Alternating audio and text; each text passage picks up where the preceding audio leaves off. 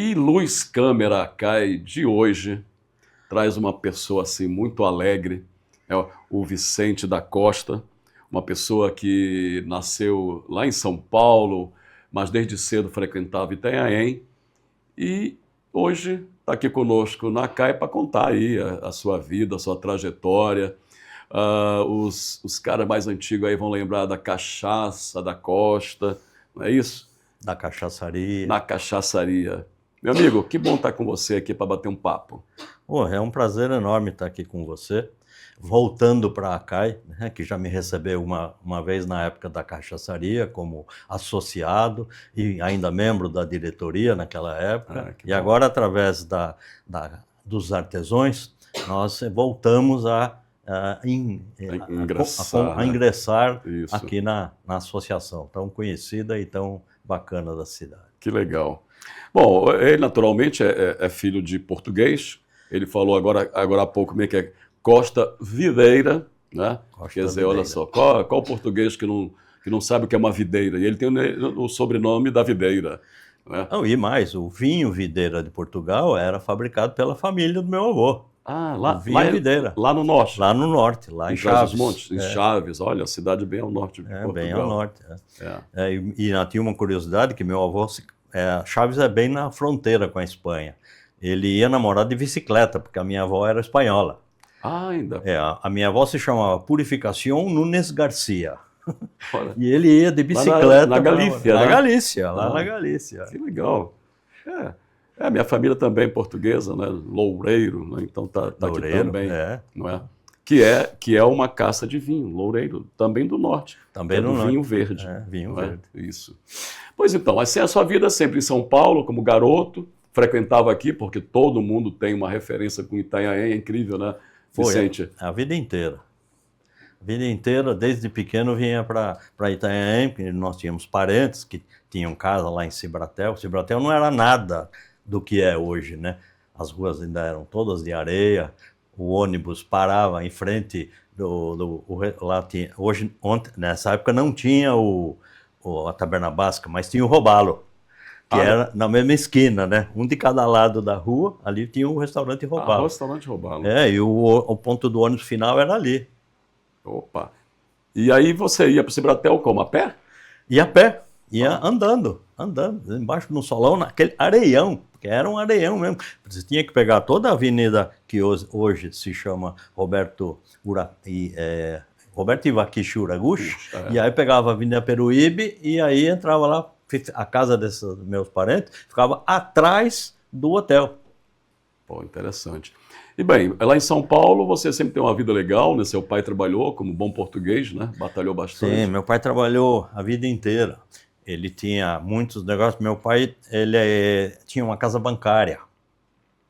Ele entrou trabalhando nessa casa como office boy. E quando saiu de lá, já com seus 70 anos, ele era sócio. E saiu porque veio uma lei que as casas bancárias ou fechariam ou tinha que se transformar num banco. Então eles venderam a carta patente, né, para o Bradesco, e aí encerrou as atividades naquela época. Mas sempre foi negociante, comerciante, apesar dele ter se formado em contabilidade. E você, alimentando isso, também aprontava, né? Na feira, conta aí essa tua história de comerciante. Porque filho de português tem alguma coisa na veia ali para o comércio. Quando a gente morava na Rua Bruxelas, lá em São Paulo, no bairro do Sumaré, eu costumava montar uma banquinha aos domingos na porta de casa, porque essa rua era passagem para ir para a Rua da Feira. Então, como tinha os amigos que tinham, as casas eram grandes, os quintais grandes, naquela época a rua também ainda não era calçada, nada, a gente jogava uma bolinha de gude no meio da rua e vendia essas frutas colhidas no terreno desse meu amigo, e a gente vendia as frutas, né? Vendia caqui, vendia ameixa, jabuticaba, e ainda mais, vendíamos também as revistas que a minha mãe comprava e depois que lia, para não jogar fora, eu punha nessa banquinha também e a gente vendia, sabe? Aquelas bancas de um cruzeiro, porque isso era a época de um cruzeiro, né? Sim. Nós estamos falando na época dos anos 50. final dos 50, começo dos 60. Cruzeiro. Eu nasci em 48, então, quer dizer, com 60 eu já tinha 12 anos, né? Eu também, olha, temos uma afinidade. Eu também com 12 anos, meu pai também português, eu ajudava também no negócio dele. Isso era tão bom, né? Que a gente foi, né, a nossa formação. Então, assim, a sua infância, adolescência foi tranquila, não é? Você Graças depois... a Deus, né? Nós nunca precisamos ralar, né, para viver. Meu pai provia tudo o que era necessário, né? Ele trabalhava bastante, trabalhou a vida inteira, e ele provia os filhos, né? Eu e uma irmã que eu tenho também, já tem 73 anos, ela tem também. Então foi uma infância e uma juventude abençoada. Numa época bonita também, não é? Uma época maravilhosa, uma época maravilhosa. E aí você foi para a faculdade de Química? Não, eu fiz engenharia industrial sim. na FEI. Tá. Mas nós tínhamos aulas de química orgânica e química inorgânica. Foi aí que nasceu a sua vontade? O que acontece é que depois do primeiro semestre, a faculdade era cursada por semestre. E ela era no tipo sequência lógica. Então, por exemplo, você no primeiro ano tem cálculo 1, física 1. Se você... Eu estudei isso tudo, eu fiz engenharia. Então. Era básico, né? Era geral. Exatamente. Aí, se no final do ano, do semestre, não passasse na cálculo 1, você ia para o segundo semestre levando cálculo 1. Tá bem. Se física 1 não passasse física 1, e avançava, mas levava a física 1. Então, o que acontece? Cada semestre a gente tinha que montar o próprio currículo ali das matérias. Fazendo lembrar também. Era assim que funcionava. Então tinha dias de eu ter aula às 7 horas da manhã e a próxima era às 4 horas da tarde. Aí o que ia fazer? Era São Bernardo, ia voltar para São Paulo para depois de novo, então ficava por lá. Exato. E aí tinha vários amigos, né, nesse padrão aí, nessa situação.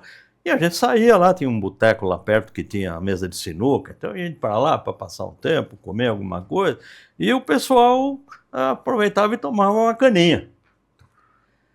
Porque naquela época não tinha cachaça. Cachaça é um advindo bem posterior a essa época. E eu comentava com eles, mas como vocês conseguem tomar isso? Isso é muito ruim. Nossa, não dá para tomar isso. E aí eu comecei, né, como tinha as aulas de química, comecei a estudar, fui estudando, brincava um pouco em casa, fazendo uma alquimia e tal, até quando eu me formei. Aí quando eu me formei, que aí comecei a trabalhar realmente, meu primeiro emprego foi uma montadora de equipamentos industriais. A empresa era na Lapa, eu morava no Sumaré, a empresa era na Lapa. Aí eu casei, né? Estava já morando em Pinheiros. Quando eu recebi o diploma, no dia da formatura, eu já estava casado. Casei cedo, fui para lá. E nessa ocasião eu comecei a desenvolver, a querer estudar mais um pouco aquilo que eu já tinha aprendido. E quando eu saí dessa empresa e fui para uma empresa ambiental, né, que recolhia lixo, tratava o lixo orgânico, né, através das usinas de compostagem, e gera muito churume. Sim. E o churume é prejudicial. Então precisava tratar.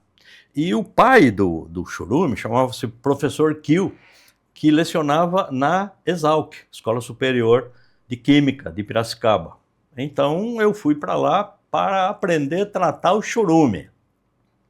E saí de lá expert em cachaça, porque eles têm a faculdade de álcool e açúcar lá também. E aí e faz cachaça, eu comecei a pegar o jeito, até aprendia e vinha praticar na chácara.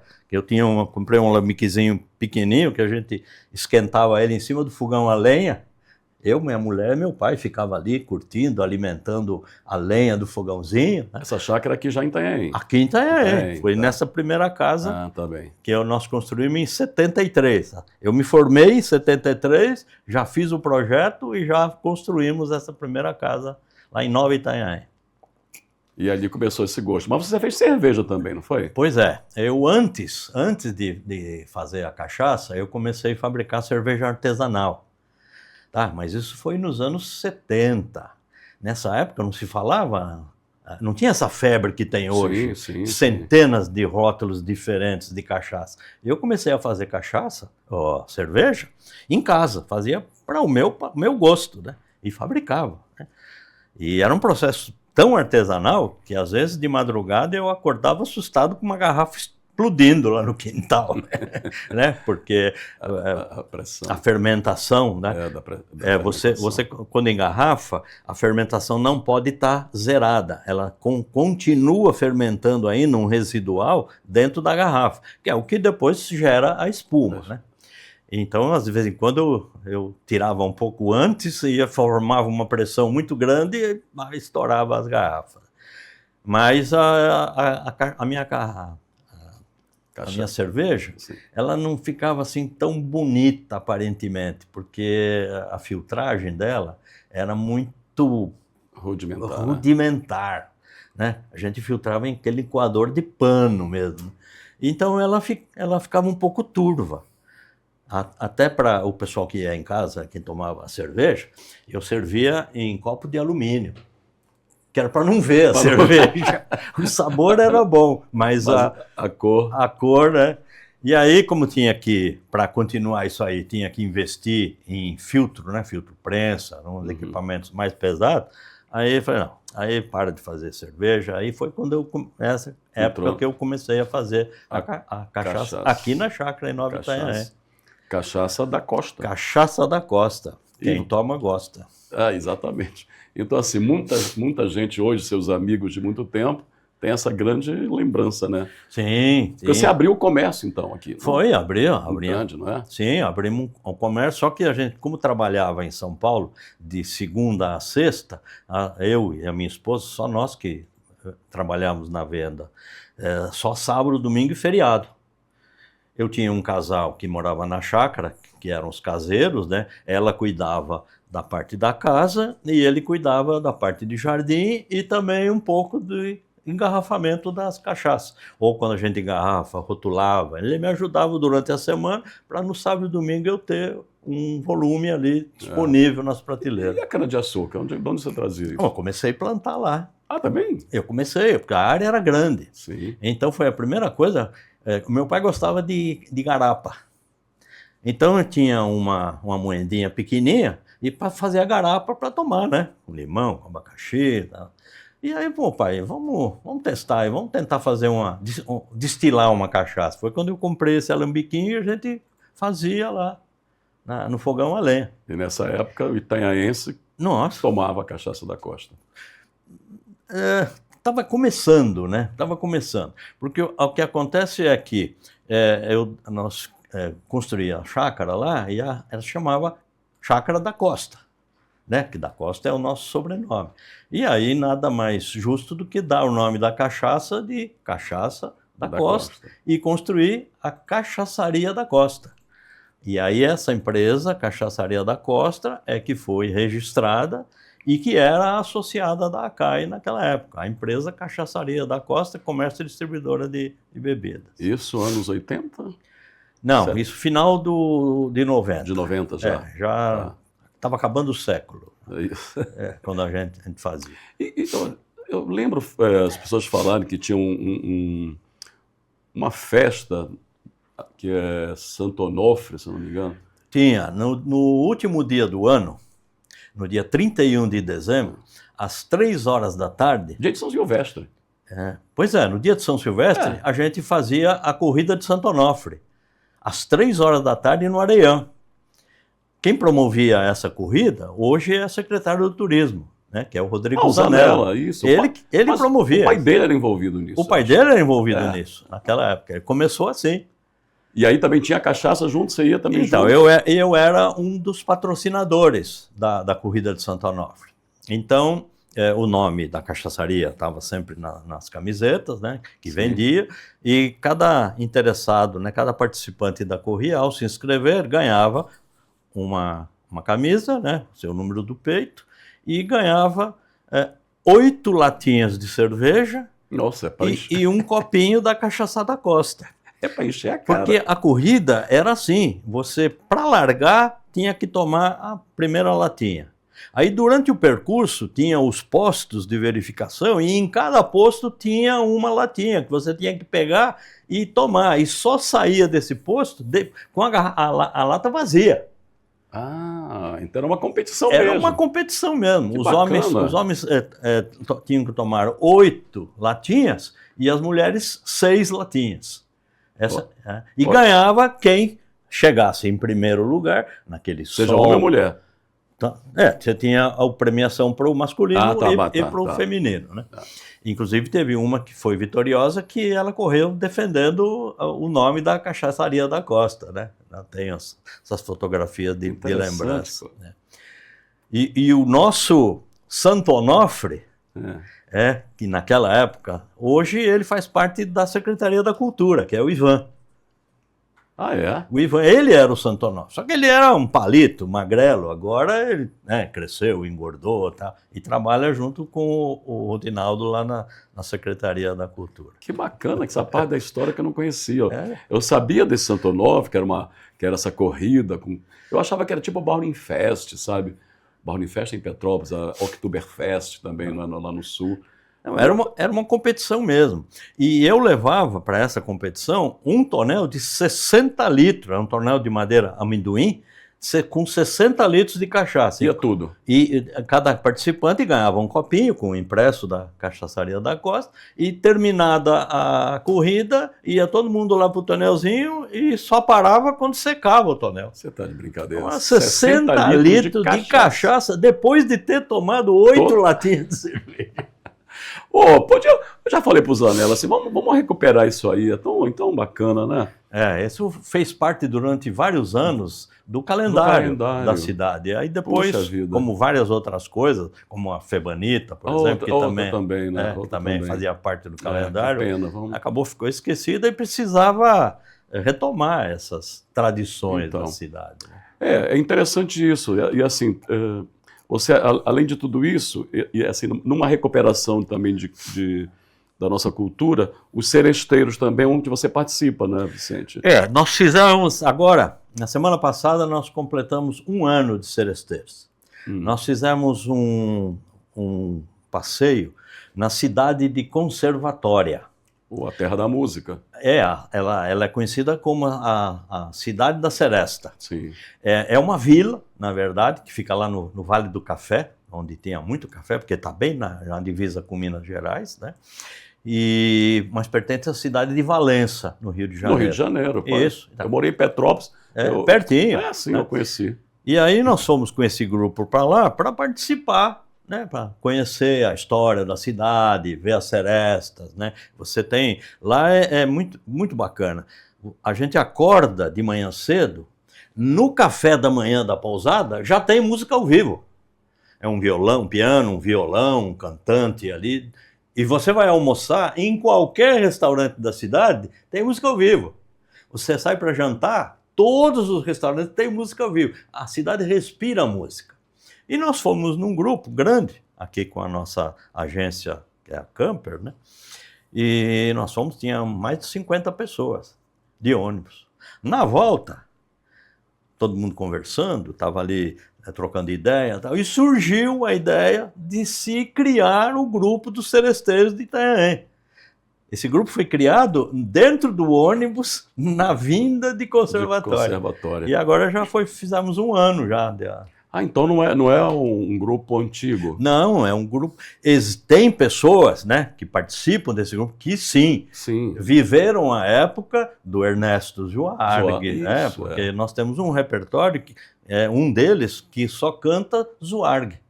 Fizemos uma apresentação na frente do Museu Itanhaém, ali na praça, só cantando músicas do Zuarg. Do Ernesto, do irmão... E tem outros participantes que também são compositores e têm suas canções. Então nós também cantamos as composições de outros compositores que são tradicionais de Itanhaém. Então olha só, os seresteiros neste carnaval se uniu a CAI, fizemos um carnaval Foi muito maravilhoso. Bom, né? Surpreendeu, né, Vicente? Surpreendeu. Tivemos piano em cima do carro elétrico, um trio elétrico. Sabe?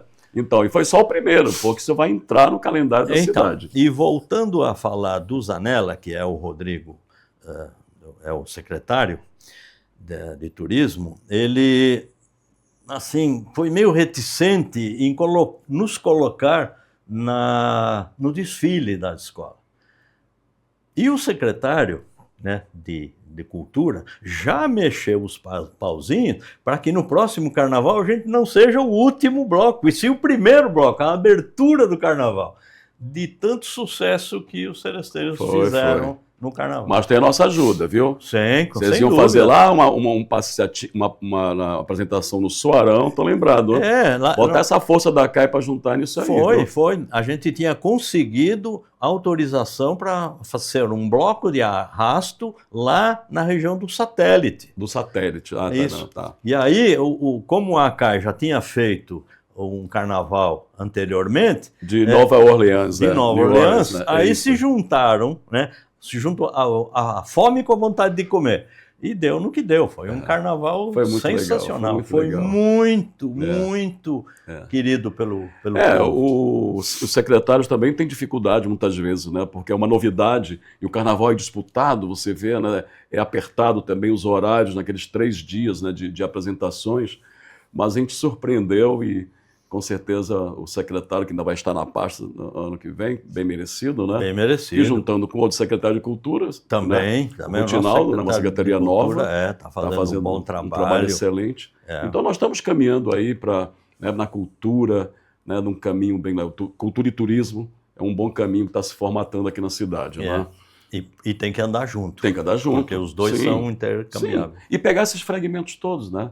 Sabe, você vê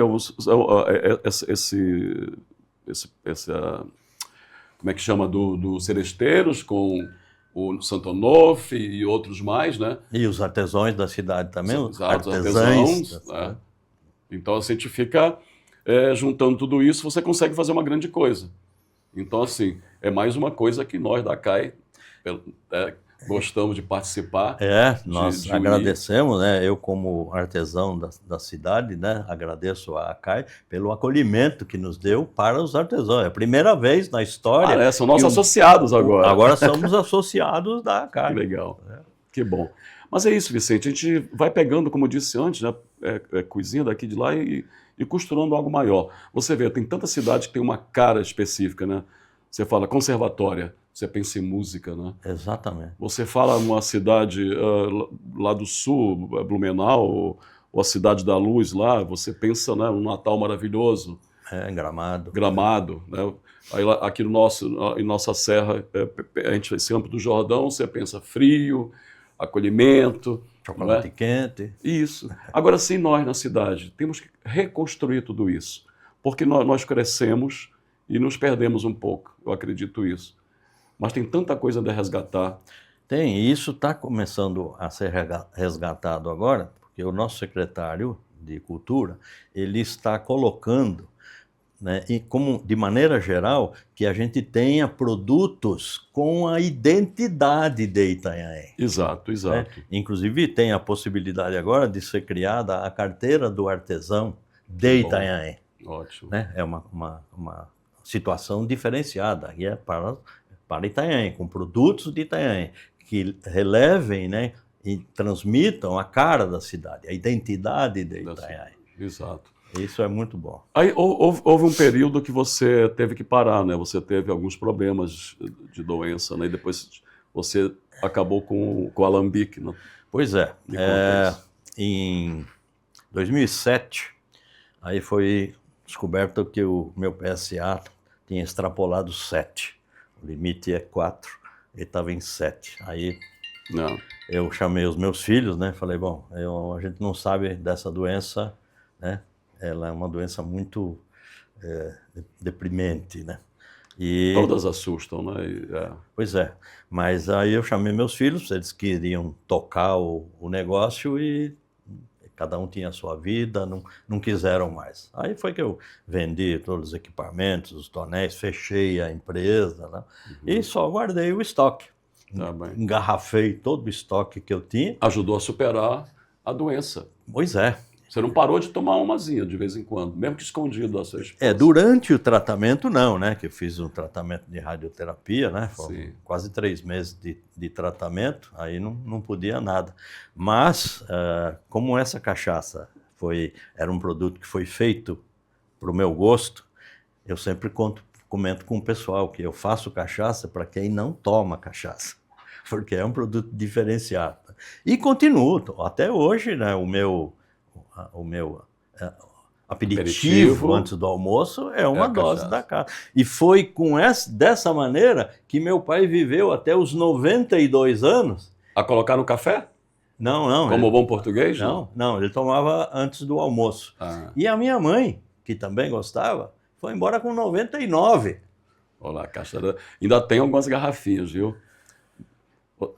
Ainda se consegue ali no hotel Polastrini, ali na lateral. Na lateral do hotel, na Moa Polastrini, lá tem a Expo Arte Litoral. Exato. E lá tenho alguns produtos ainda que são revendidos lá, junto com as embalagens que eu faço em manchetaria, vendidas lá. Então você também largou, mas aí foi para o artesanato, não é isso? Foi para o artesanato, E hoje está junto com a Nagata e com as meninas todas lá fazendo. Isso, hoje nós somos cerca de 30 artesãos lá na Casa do Artesão, que a gente ainda produz alguma coisa, né? Em madeira, na oficina, né? A Casa do Artesão tem uma oficina ao lado da loja, e a gente ainda produz esses trabalhos para serem vendidos, e eu ainda sou professor de manchetaria. Exato. Qualquer dia eu vou me inscrever lá, porque eu acho lindo aquilo, pegar os pedacinhos de madeira, juntar aquilo tudo e fazer uma arte. É maravilhoso. A nossa Casa do Artesão ela foi inaugurada em 99, né? Ainda na gestão do prefeito anterior, Marco Aurélio. E desde essa época eu estou lá na Casa do Artesão ministrando cursos de manchetaria. E é muito interessante porque é uma atividade de Itanhaém, porque nenhuma outra cidade do nosso litoral tem aula de manchetaria. Eu já recebi vários alunos de outras cidades que aprenderam, por exemplo, em Mangaguá, para vir aqui para fazer o curso de manchetaria em Itanhaém. Itanhaém tem o curso de manchetaria, que é uma arte milenar. Sim. Né? A manchetaria tem mais de 3.000 anos. É como um mosaico, né? É como um mosaico. Um mosaico em madeira. Você também teve um momento aí que você apresentou a sua cachaça em São Paulo, não? Foi uma época muito boa, que quando eu consegui o registro no Ministério da Agricultura, aí eu fui convidado a participar da Feira da Cachaça, lá no AMB, junto com o Sindicato de Bares e Restaurantes de São Paulo. E lá foi apresentada, né, a Cachaça da Costa. Foi lá que ela foi lançada. O lançamento foi na Feira da Cachaça, lá no AMB. Foi em 2001. Ótimo, né? Então, agora, de volta cá, e vamos unir essas forças, vamos pegar toda a experiência que nós temos, né, cada um de nós, e fazer aqui algo, ajudar os nossos secretários, tanto de turismo quanto de cultura, né? Nós queremos participar de tudo e estamos à disposição, né? Tanto os seresteiros quanto os artesãos, nós estamos dispostos a participar junto para elevar o nome da cidade junto com a ACAI, que é a Associação de Itanhaém. Né? Isso, porque venham todos para cá. Você vê que nós somos formados com diversos segmentos. Né? Não é só a pessoa às vezes fala assim, é só para o comerciante. Não é comerciante, são todos. Todas as pessoas que produzem. Né? Você vê, os artesãos agora estão conosco. Tem uma turma aí também que está querendo vir para cá. Os pescadores estão fazendo aqui na associação também, construindo a associação deles. Então, a gente ajuda outros também a crescer, a iniciar os seus trabalhos aqui. A gente fica muito feliz, né, de estar aqui recebendo vocês e contando a história das pessoas. Algumas têm superações, né, que passam por situações difíceis, outras, como você, Vicente, teve uma vida tranquila, seu pai, que veio de Portugal, né, como o meu, com a dificuldade de uma terra assim, de muita luta, de muita pobreza. Sem dúvida. Né? Sem Porque dúvida. nesses anos 50, 60, né, é que veio muita gente para cá. Foi a época que meu pai veio também. E era muito trabalho, era completamente rural lá em Portugal, né? Meu pai veio para cá em 22. Olha, antes ainda. 1922. Ele nasceu em 18 e em 22 veio para cá. Ele tinha 4 anos. Veio ele, um irmão, os irmãos, ele tinha 2 irmãos, e minha avó. Meu avô ainda ficou em Portugal ainda, porque ainda tinha as coisas dele lá, e veio um tempo depois para cá, quando já estavam acertados, né? Aí já tinha casa lá, tudo aluguel, tudo casinha simples. Eles chegaram a morar num porão, na Barra Funda. Antigamente tinha muita casa que o andar térreo era um pouquinho elevado e tinha uma escada que descia para o porão, aquelas janelinhas que a gente via embaixo das casas ali. Acho que é uma tradição inglesa, né? Porque até hoje, ainda tanto na Inglaterra como nos Estados Unidos, tem esse tipo de tem esse tipo de construção.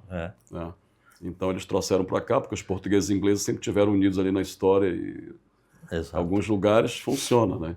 Eu morei em Manaus, ali não funciona, aqui já é úmido em cima, embaixo então é terrível. E o lençol freático é muito alto também. O lençol freático é terrível. Mas, Vicente, que bom esse bate-papo. Você teria alguma coisa a dizer para as pessoas, incentivá-los? O importante é a gente nunca desistir dos seus sonhos, né? Daquilo que gosta. Eu não vivo da cachaça. Hoje eu sou aposentado, tenho a minha aposentadoria como engenheiro, né? Trabalhei mais de 50 anos na área da engenharia.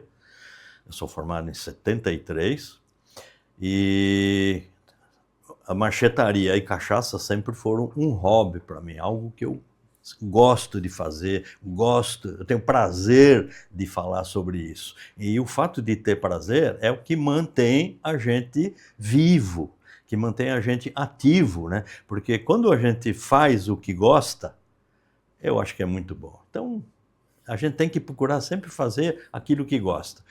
Não importa o que vai fazer, mas procura ser o melhor naquilo que faz. E aí, realmente, você chega na felicidade, porque a gente tem a obrigação de ser feliz. Isso é muito importante. Tá vendo? Grande recado. É experiência de vida. Eu também me aposentei, né? Estou aqui na CAI, nós todos da diretoria somos voluntários, mas é isso que nos dá vida também, não é? A gente não vai ficar em casa no sofá. A gente vai lá continuar, você está vendo, você teve toda essa facilidade da vida, teve os seus hobbies, que até teve como, né, profissão em certa parte, e contribuiu com a cidade, embelezando, né, com os seus trabalhos de madeira, com a sua arte de transformar a cana num aperitivo gostoso. E hoje você está participando, eu vejo você envolvido, você fez agora recentemente um projeto que levou os artesãos ali para Ladeira. Então, assim, como disse, é não parar, é contribuir com a experiência para que a gente possa ajudar as pessoas, não é? Exatamente. A encontrar esse caminho. A gente precisa compartilhar, né? Não é só dinheiro que a gente compartilha. Não. Tudo que a gente compartilha com ensinamentos, instruções, alegria, com prazer, com ajuda, tudo isso faz parte, né, da nossa vida e a gente tem que continuar participando dessa forma. Exatamente. E assim a gente se despede até o próximo, na quinta-feira, pelo YouTube.